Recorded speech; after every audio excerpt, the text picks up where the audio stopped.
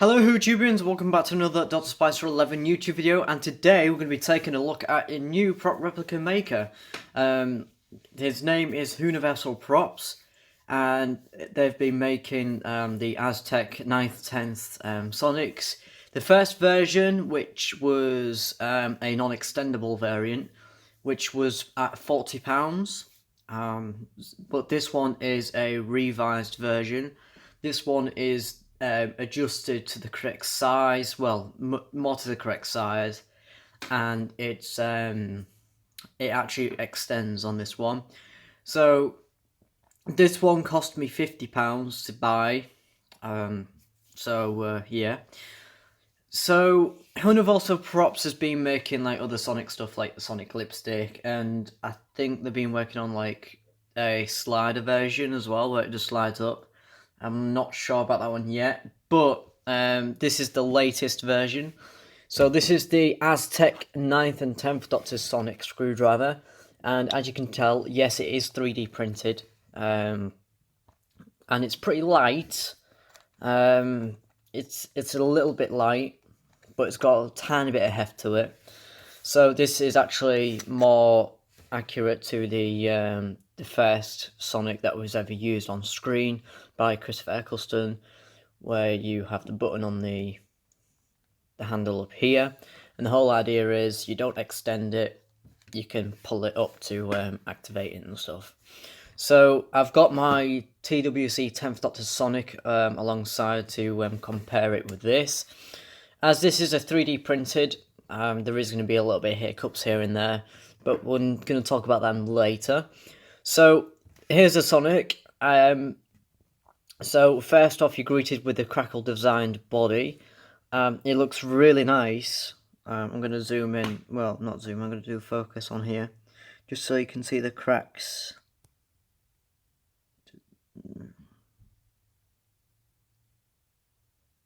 There you go. So the crack effect is pretty. I don't know what to say really. I don't know if it's too accurate. I think it's not as accurate as for the Series 1 Sonic, but it's more accurate to the like Series 3 looking like. So yeah. So as you can tell, it is 3D printed. So yeah, you got the black end cap down here, which is glued on, so there's no way to take this off. Then up here you got like the indent of the bottom section. Then you got your ridges, your bumps, and with the crackle effects. And then speaking of crackle, the crack seems to vary. It's nice and tight on the back here. That's how I like it, and then it just goes boom, like tree veins or something like that. Up here you got your activation switch. It is a proper one. No, it doesn't light up, by the way. And then on the sides here is the holes where the grub screw would usually go. Unfortunately, they didn't include it on the 3D print. But there's holes there to obviously put some in yourselves, I guess. So yeah. The emitter is, I believe it's accurate to the Series 1 Sonic when it first appeared. There has been a slight difference of the dome section. It's a little bit flatter. Not as flat as the toy, but a little bit more rounded on the toy, whereas this one's like got a proper flat top. When extending the screwdriver, you pull it, because it is just an Aztec screwdriver, and by pulling this Sonic, it is pretty stiff to pull up at first. This is as far as it'll go. You got your clear channel with your red and black wire, which it's there, but for me it's off-putting the fact that it's like near the the sides are not straight.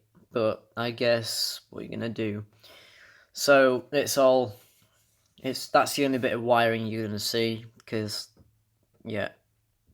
So the red and black is pretty much accurate, but you don't necessarily see it. So, yep. Then you got your teeth up here, which is nicely cut to be in shape with the down body down here, the dog collar. And you can close it in like so. So yeah, so I'm gonna zoom back out. There we go. So yeah, that's the Sonic. Now, features have you just seen? It extends, like so. It's pretty tough.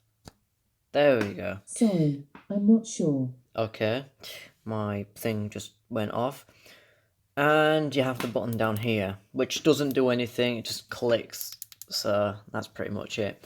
There's no way of dismantling this if you want to put electronics in, which is a little bit unfortunate, because for a 3D print Sonic for £50, you would have expected a bit of something new. Well, the new edition is that it actually slides up, unlike the previous edition, which is nice. It's nice to have an Aztec variant that's pretty cost effective for those cosplayers out there.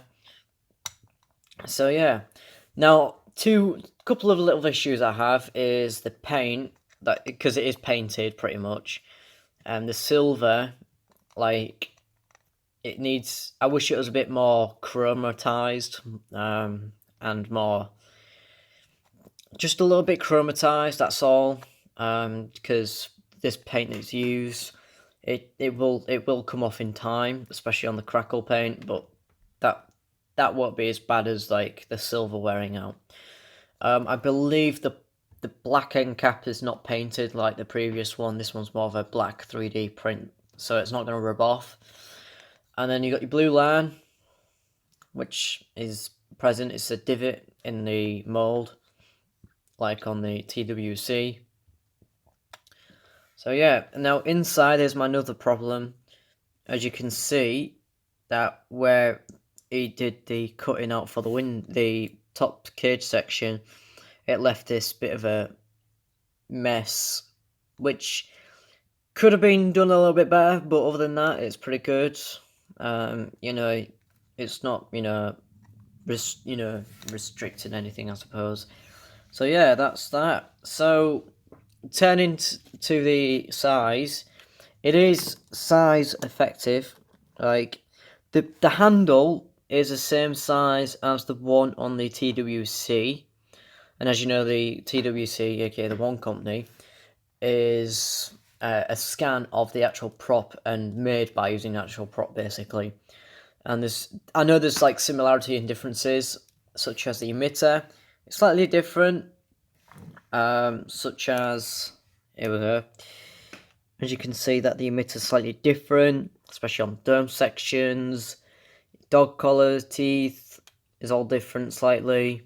Then the big difference is on the end cap section down here, whereas this one's more divoted in, and then this one's more of a ridge. Speaking of ridges, the drops on the handle section is more close together on this one than it is on the 10th. So yeah, now when holding the One Company 10th, it's a lot more heavier than the 3D printed Aztec Sonic. But other than that, it's a really good Sonic. I really like this thing. And another little nitpick I have, that when you extend it and stuff, it will, rotate. For me, if this would have been my design, I would have done like a channel where it would stay in one position, not having to rotate. But then again, it's a 3D print. It's not, you're not expecting anything different about it, except from the idea of it being copied from the prop. So it is similar size to the 10th. In fact, it is quite, it's a tiny bit bigger, just an inch. Other than that, it's pretty much the same size, same dimensions as is described. So yeah, I really like this thing. And it does come with a base. Again, it's 3D printed. It's supposed to be Gallifreyan text, which has a Sonic to seat nicely. With the One Company Sonic, it wiggles about in there, which on this one does pretty much the same. For me, I know the last time round, my friend in Ed's Archive has got one of these, but is the first version where it doesn't extend, but the base is similar.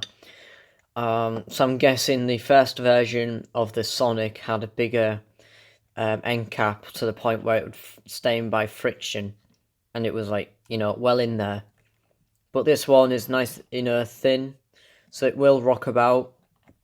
So little, that's my little nitpick about that stand. But again, it's only a stand. It's not to do anything major apart from display it nicely. And yes, display. This is used more of a display piece and cosplaying. It was made to be cost effective.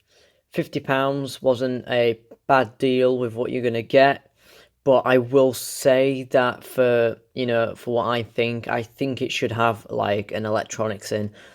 But other than that, I'm pretty happy with this thing, and it's pretty cool. I like that it extends like the actual version in the shirt, and it goes to about the same on the TWC. So yeah, and it is pretty tough to put back in at first, but it's like tip it upside down, it will open a tiny bit, and then it'll get to there and it'll get really tight, and then you pull it like so. So yeah. Final thoughts on this thing. I really like it. Could have improved on it slightly, just the fact that the paint could rub off in time. That's the only little nitpick with the paint I have, and other than that, I just wish it included a way to dismantle it. If you wanted to run electronics through it. I know the Whoniversalprops said that they would say if the person ordered one, they could have a custom where it had a electronic feature. But for now, this is what you're gonna get. And for a guy who's not a fan of 3D printed things, this took me a lot to be confronted by getting a 3D printed Sonic. The Nerds Archive actually, twisted my arm to get this, because when I saw his video on it, I was like, it's pretty good. I like it. And then I was like, you know what? I'll get the next variant, see what that's like. And I am not, I'm not disappointed with this. So Whoniversalprops, well done. I really, really love this thing. It'll look nice on my display display shelf alongside with my TWC 10th. Keep making more, keep them coming, and maybe you'll be able to make a metal version that's not as expensive as other prop makers do them for. But yeah, that's all I've got to say really. But yeah, as a guy that's not a fan of 3D printed, this has proved me wrong. This has proved me that there is good things about 3D printed parts and stuff. And I've not been disappointed about this. I'm pretty happy with this. So yeah. So, if anyone's got any questions about the Sonic, please leave in the description below. I'll leave a link to the Instagram of Whoniversalprops. Go check him out. Really great guy. And yeah, so thank you for watching, and stay tuned for more. And for my final thoughts, I really recommend getting this. So yeah, thank you for watching. Alonzo.